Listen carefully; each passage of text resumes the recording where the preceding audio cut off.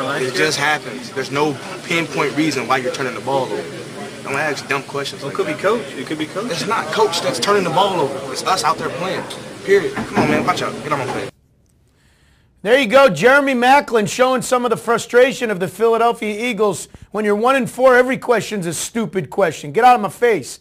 Worst weekend ever? Let's bring in our buddy Jim Kempski of Bleeding Green Nation.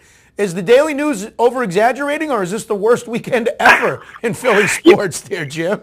You know, I saw that the back page of the Philly News, and you know, I don't know. It might be. I mean, at least you mentioned the Super Bowls that they lost. At least, you know, they weren't really expected to beat the Patriots in 2004, so that didn't come as much of a surprise. But the Phillies losing to the Cardinals in the best-of-5 first-round NLDS, that was definitely a huge shocker. And then, you know, the Eagles dropping to 1-4 on a season that, you know, a month ago had so much promise. And that's a span of 3 days that wasn't really so good. I don't know if I can think of any, but I've only been around for 34 years, so I'm sure there was one that was worse, but none come to mind right now. But clearly when your team's 1-4 and the expectations were that high, you need to point to the head coach in a disciplined situation when a big mistake is made. I know the player deserves the blame, but really Andy Reid, and rightfully so, gets a lot of credit for the Eagles' success, getting to all those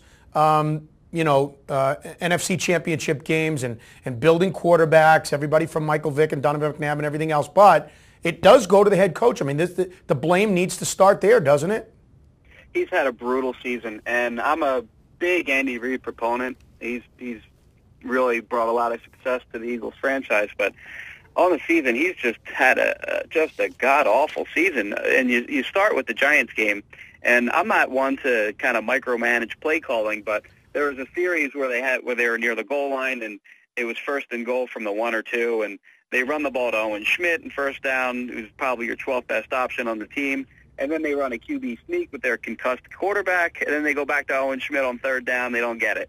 Then the Niners game, you have the run option call with Ronnie Brown, where that was actually that was the play call where Brown had the option to pass on 3rd down. You just run a normal football play. You know, you have more talent than the 49ers. Just run a play and execute and score. But you're doing all these wacky things, and Ronnie Brown winds up throwing the ball into the dirt.